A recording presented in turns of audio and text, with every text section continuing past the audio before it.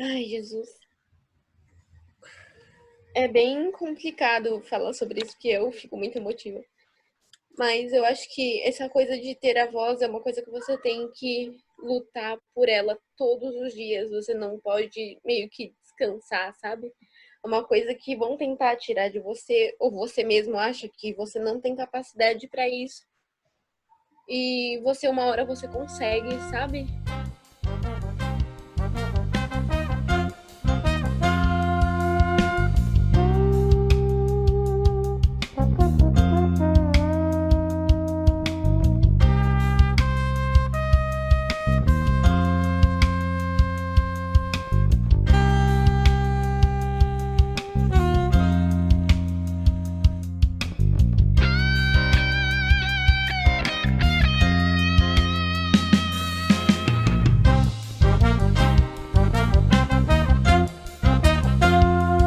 Playbacks IVS Rio.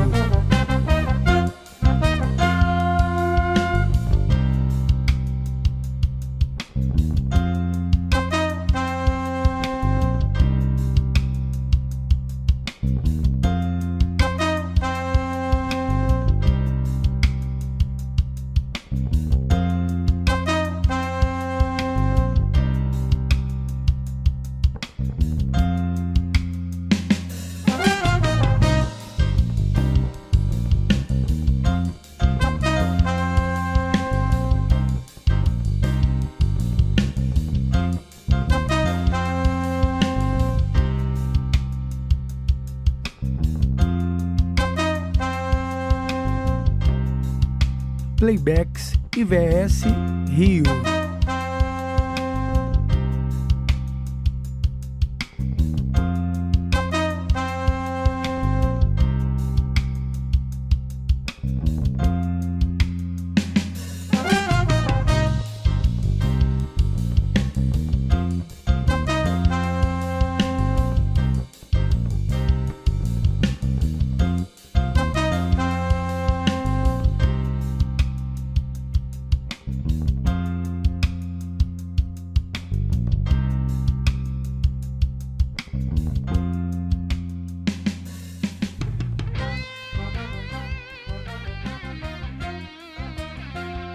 Enfim, bem-vinda ao Quilombo Cultural da Angara do Palmares, dos Palmares. Muito obrigada. A nossa ideia é garantir um espaço de voz para gente da periferia que lê e principalmente que escreve, não é? Afinal, nós também temos o direito de dizer. E a nossa intenção agora é gravar uma sequência de vídeos com a voz dos autores e das autoras da periferia, para que essa voz possa chegar diretamente aos alunos da escola pública. Vamos nós, então, através da nossa poesia, através dos nossos textos, conversar sobre história. Beleza? Beleza. É nesse meio que você se enfiou agora, você está no quilombo, certo? E Certo. agora que a gente já se apresentou, é sua vez. Quem é você? Conta pra gente aí. Ai, que complexo. É meio complexo a gente falar quem é a gente, sabe? Porque a gente está em constante mudança, então eu não tenho uma definição certa de mim. Então eu me vejo como uma pessoa que está em busca de aprimoramento o tempo todo. Mesmo que não com tanta frequência, mas eu procuro isso. De vez em quando, com livros, ou com os meus amigos, ou com pessoas como você, professor. Eu me vejo como uma pessoa em constante mudança. Tudo bem. E a poesia? Qual é Por que a poesia é tão importante nessa mulher que muda tanto?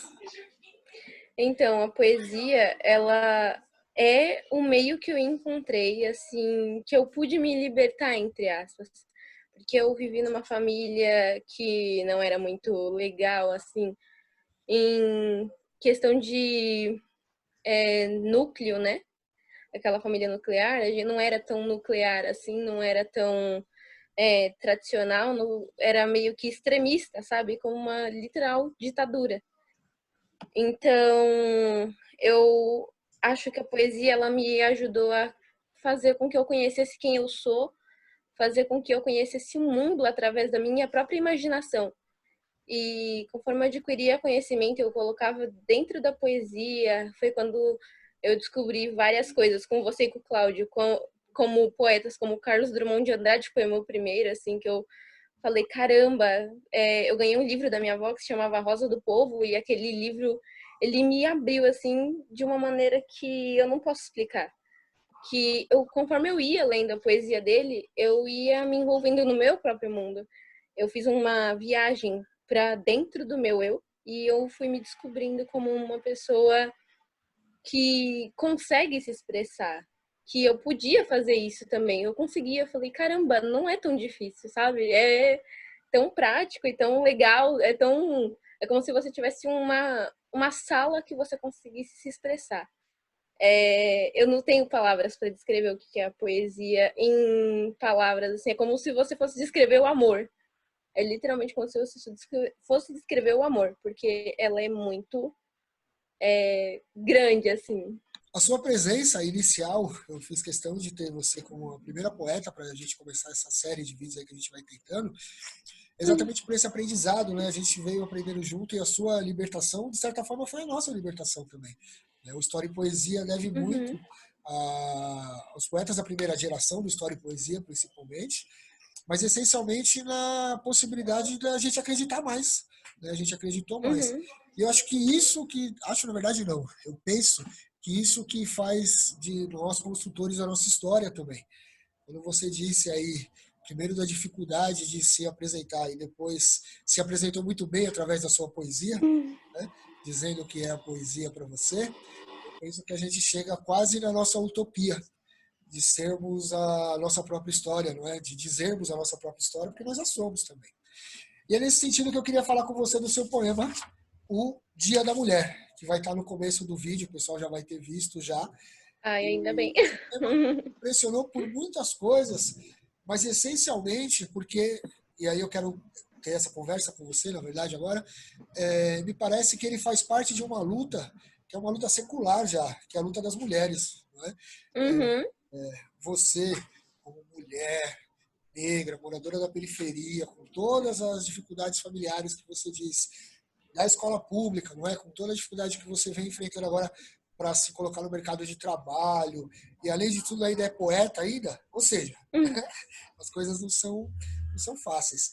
Então eu queria que você dissesse como é que essa poesia faz parte dessa luta de ser mulher. Como eu já tinha dito, ela é uma forma de a gente se expressar e se expandir, né?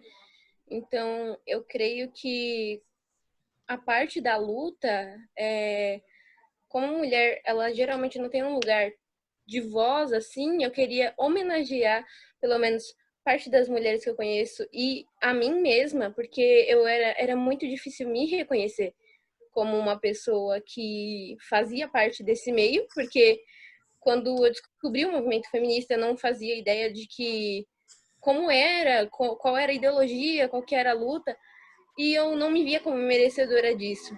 Aí, em 2019, desculpa pelo barulho.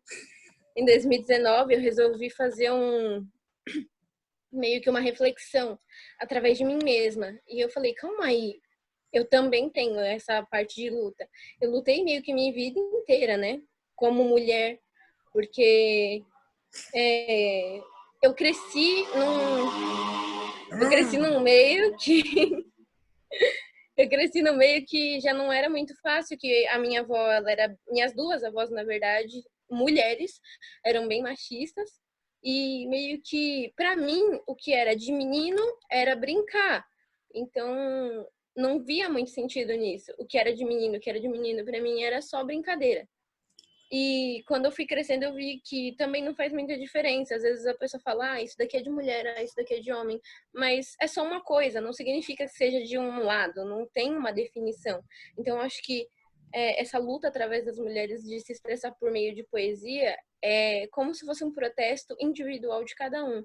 Eu tenho amigas que escrevem, eu tenho amigos que escrevem para mulheres, então eu acho que é uma coisa mais que, como eu posso dizer, é uma coisa como um protesto individual mesmo de cada um, que vai mudando, vai crescendo, que você vai adquirindo voz bem devagar. Primeiro com você mesmo, você se entende, você faz perguntas para você e depois a expandir para o restante das pessoas. Acho que é isso mesmo, Como eu né? fiz A com voz, você. ela é o...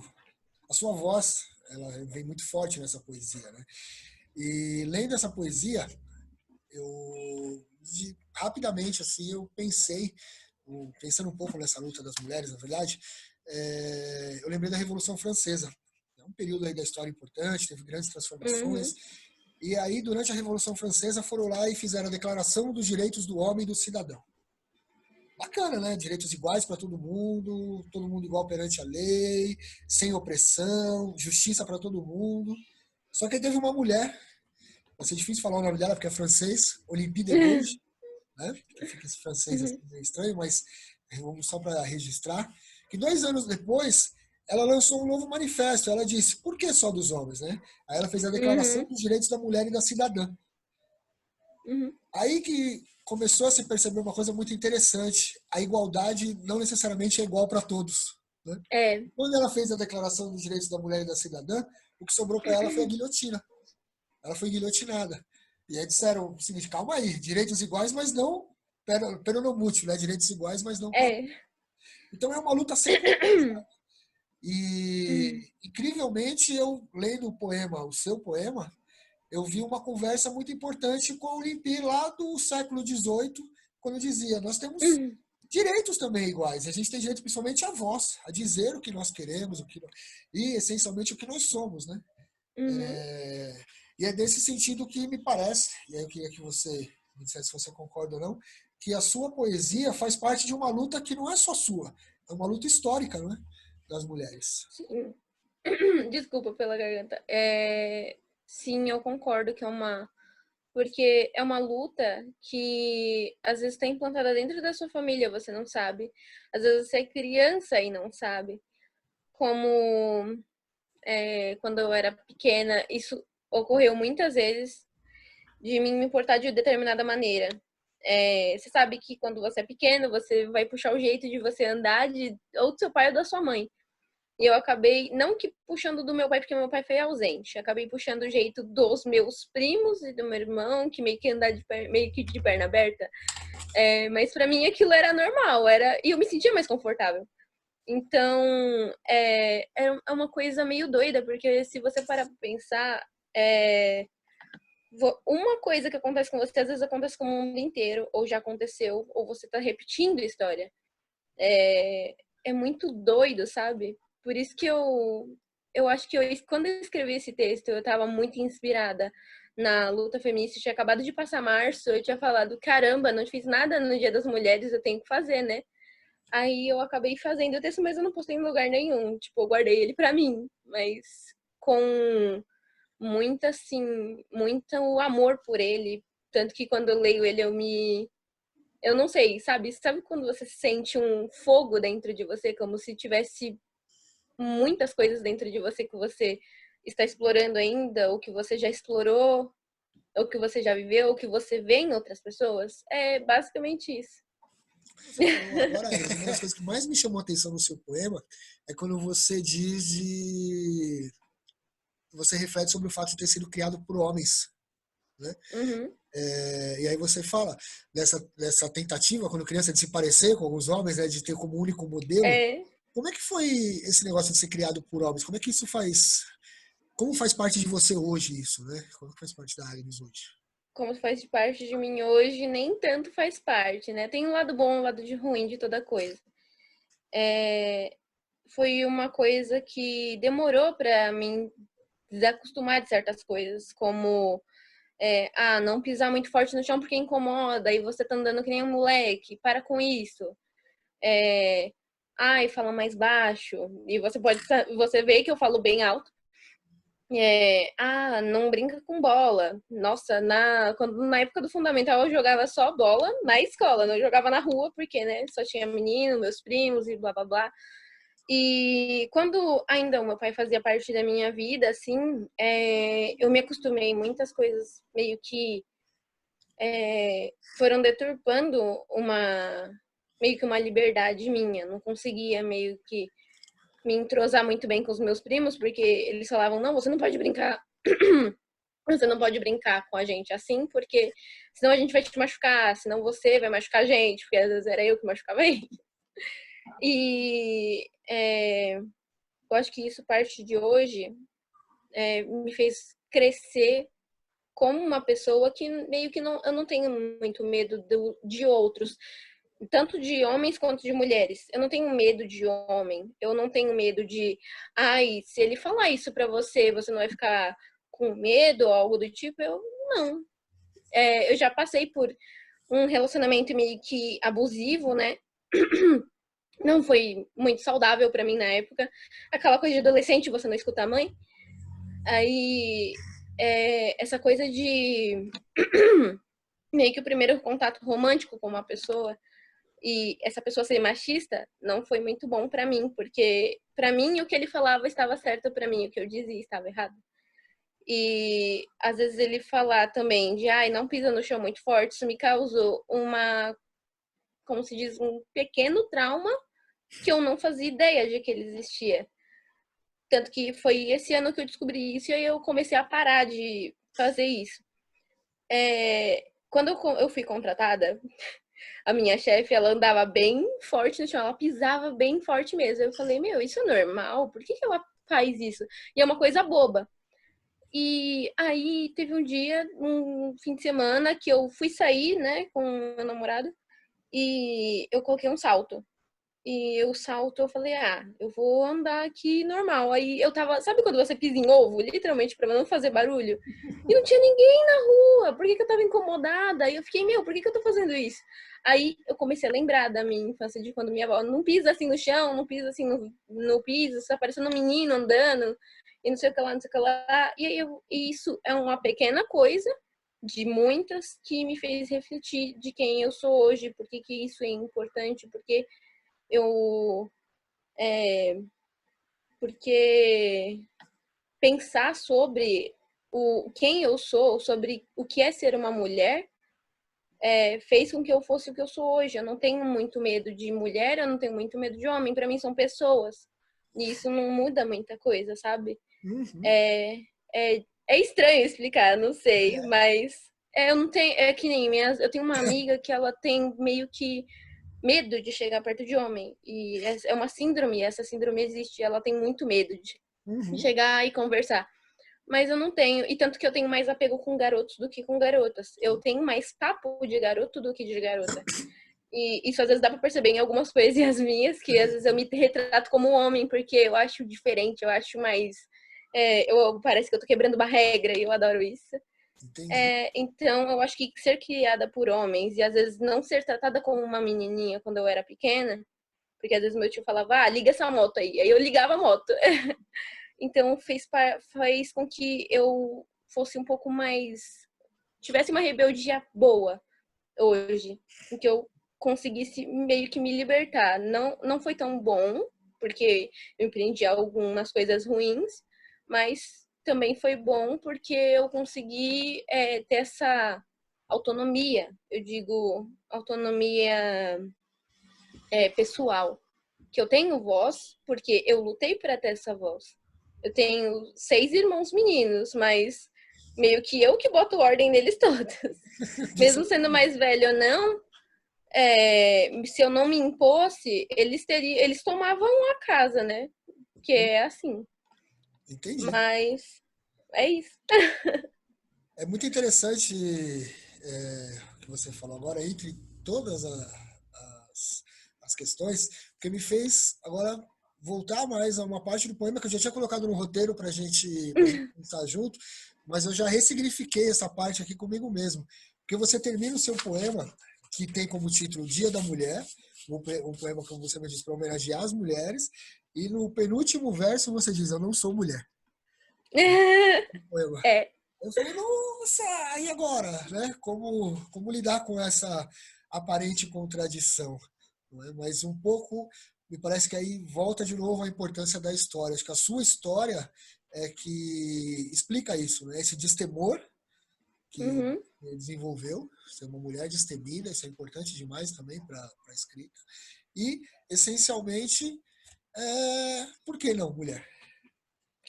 Bom, quando eu digo eu não sou uma mulher, não a que você quer, significa aquela parte onde a sociedade fala você é mulher, você deve se portar como tal. Como tal o quê? O que que é uma mulher para você? Eu não sou um objeto, eu não sou um bibelô para você ter como espelho. Eu não sou um espelho de uma coisa que já foi, entende? Eu não sou um espelho de aquilo que já foi, sei lá, dona de casa. Respeito, minha mãe é uma e é mãe solteira, e eu respeito muito ela. Minha sogra também, mãe dona de casa.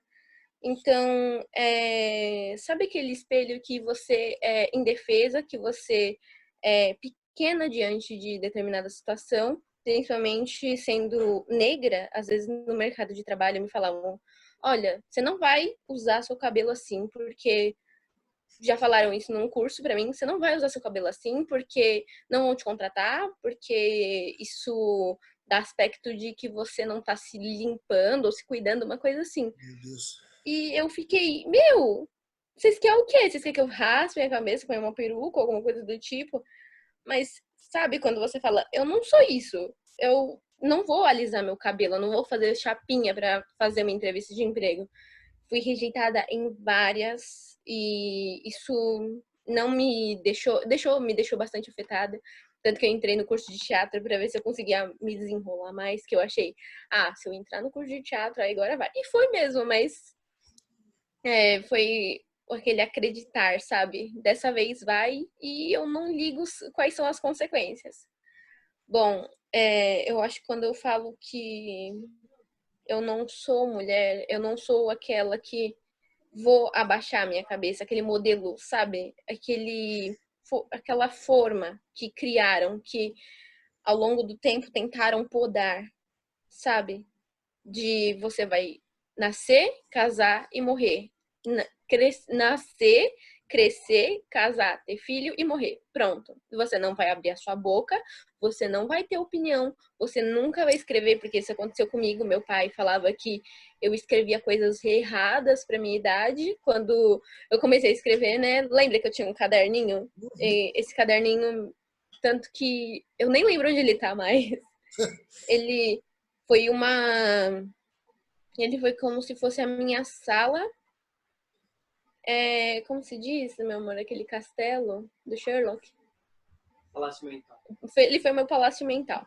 Ele foi onde eu cresci, eu moldei a minha personalidade, eu moldei quem eu sou. E eu falei, tá bom, eu sou isso e ponto. Eu não vou falar que eu nunca vou mudar, porque uma hora ou outra eu vou mudar, eu tenho ciência disso. Mas eu não vou deixar de ser. E aí eu descobri que um filósofo falava isso, só que eu não lembro qual agora. Eu vou mudar, mas não deixar de ser. Essa é uma das coisas que eu mais tenho comigo. E ser ou não mulher, isso depende do que as pessoas entendem de significado. Para mim, mulher tem outro significado. Ela é uma pessoa forte, isso é óbvio, ela é apenas uma pessoa. Isso depende se ela vai ser forte, depende de quem ela é. Depende da voz dela, depende da independência e a bravura dela. Então, ninguém vai obrigá-la a ser forte, ninguém vai obrigá-la a ser indecisa, submissa e blá, blá, blá, blá. É aquela coisa de cada um tem a sua própria voz para falar. E ninguém tem que falar por você. Você pode até falar por outros que não têm coragem de falar. Mas uma hora esses outros vão ter que tomar coragem e falar também. É isso que eu acho. Ter a própria voz, tomar para si a própria voz e dizer a partir do que se pensa sozinho é libertador, não é, Agnes? É uma coisa que só quando você dá o primeiro passo e você mergulha nisso de cabeça, porque você tem que ir de cabeça. Você não pode fazer aos poucos. Quando você faz isso, você consegue falar não. Peraí. Não, Quando você faz isso, você consegue dizer não para certas coisas, como às vezes acontecia na escola, né? Tal pessoa quer ficar com você. Eu falava, não, eu era uma coisa de tipo, não quero namorar, foda-se, desculpa. Eu não quero namorar e eu não ligo pra ninguém, eu ligo pra mim, eu quero fazer as minhas próprias poesias e eu tô crescendo com isso. Aí os meninos ficavam, você é estranha, você é isso, você é aquilo. Por que você não quer ficar com ninguém? Você é lésbica, não, já que você não quer ficar com ninguém. Era assim. era doido demais. E eu sempre fui muito, como minha mãe disse, teimosa e muito, entre aspas, arrogante, mas essa é uma arrogância boa, aquela coisa que você pode dar a sua própria voz. Quando você consegue ter isso, você consegue dizer não ou sim para determinadas coisas, você consegue se permitir a andar com as próprias pernas. Eu nunca fui muito de tipo, ai, minha mãe tem que me ajudar a fazer tal coisa, porque senão eu não vou conseguir fazer, ou se meus amigos não falarem o que eu tenho que fazer, eu não vou fazer. Eu nunca também, as minhas amizades, elas me ajudaram muito nisso, porque eu tenho muito mais amigos homens, principalmente quando eu entrei no ensino médio, eu afundei, assim, que eu tinha amigo menino em toda escola, praticamente toda escola me conhecia por ter amigos meninos. E aí eu chegava em casa quietinha, né, porque eu não podia falar nada, que se meu pai soubesse, ele ia lá e, né, você já sabe. Mas, da mesma forma, eu não ligava, sabe? Aquela coisa de fazer sem ter medo. E graças a Deus, Deus pôs pessoas muito boas no meu caminho, que elas me ajudaram a evoluir e elas evoluíram junto comigo. E eu consegui muito me afastar de pessoas que eu conseguia dizer não ou que eu conseguia dizer sim para se aproximar de outras. E me aproximar, às vezes, também de mim mesma quando eu me perdia ou quando eu tive foi ano passado que eu me perdi bastante na poesia, que eu dei uma parada de escrever assim muito grande. Eu falei, eu não consigo mais, eu não consigo mais escrever, eu acho que eu vou parar. E aí, só que uma coisa dentro de mim, sabe quando você se sente meio que morto por dentro? Eu me senti meio que morta por dentro, foi um período bem... Eu não vou chorar? Foi um período bem intenso, porque eu me senti incapaz de falar novamente. Aí, nesse meio que fim de ano para começo de ano, eu meio que fui começando a aprender a andar de novo com as minhas próprias pernas e aprender a falar com as minhas próprias palavras de novo. Foi bem, foi bem pesado assim, mas foi mais uma coisa interna, não foram coisas externas que me fizeram fazer isso, né? E ai, Jesus. É bem complicado falar sobre isso, porque eu fico muito emotiva. Mas eu acho que essa coisa de ter a voz é uma coisa que você tem que lutar por ela todos os dias. Você não pode meio que descansar, sabe? É uma coisa que vão tentar tirar de você, ou você mesmo acha que você não tem capacidade para isso. E você, uma hora, você consegue, sabe? Você consegue ter essa estabilidade. E hoje em dia eu posso dizer que eu tenho essa estabilidade comigo. Muito bem, muito bem.